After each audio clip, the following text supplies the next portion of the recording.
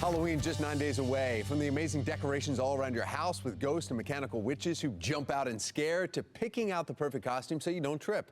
There are a lot of ways to make sure you have fun, and in some ways you can get hurt. Joining us now to break down the legal responsibility of homeowners, drivers, parents, Randolph Rice with Rice Law.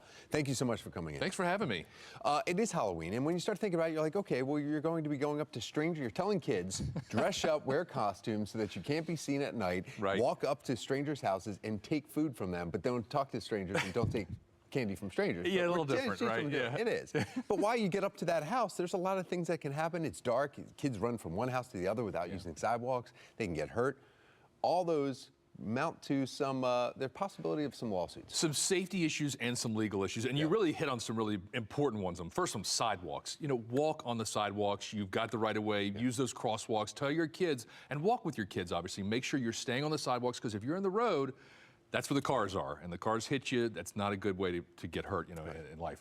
Secondly, if you go up to the houses, be careful, obviously. Make sure you're looking out for any type of hazards. And when you get that candy, we always tell parents, like, go through it, check it. Make sure there's not any, imperfections, or not been opened, or there's not any allergies. That's a big one too. Make sure you're not allergic to any of the candy in there. A lot of kids will be eating while they're walking in the night. It's dark. They start whipping open the wrappers and they start popping things in. And if they have allergies, like, peanut allergies are huge, that's a good way to check it. Find the EpiPen, right? What about the homeowner themselves? What about responsibility? Say if somebody does come up to their house and they, say, fall off the porch or something like that. What then happens? Yeah, so it's important to make sure everything's well lit. I know obviously you have your decorations, you want to have that balance between dark and light, but make sure everything's at least well lit.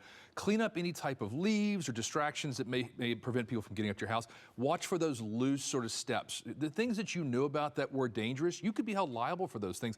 Other big issues. If you have, like, for example, a big hole in your front yard, make sure you mark it, put something around it, because that you knew was a hazard that potentially could hurt somebody, that they ran across your yard up to your house. Knowing that there are hazards there, that's the definition. That's the key. Knowing that there is a hazard, that you didn't take precautions to prevent somebody from getting hurt, like that loose step or that big hole in your front yard.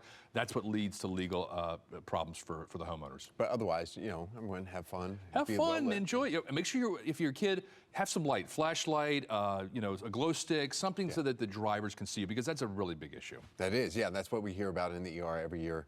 This time is kids running across the street in neighborhoods they not aware of, and actually when getting hit by vehicles. Yes, and make sure if you're a driver, you're aware of these things. I know the speed limit in most neighborhoods is 25. Slow down. Keep in mind that kids are probably going to dart out from behind a car at some point, so just drive very, very slowly, because you don't want to hit, obviously, a kid who's out trick-or-treating. And remember, they're wearing dark clothes, so you might not see them. Randolph Rice Law, thank you so much again for coming in. We appreciate your expertise. Thanks. Thank you.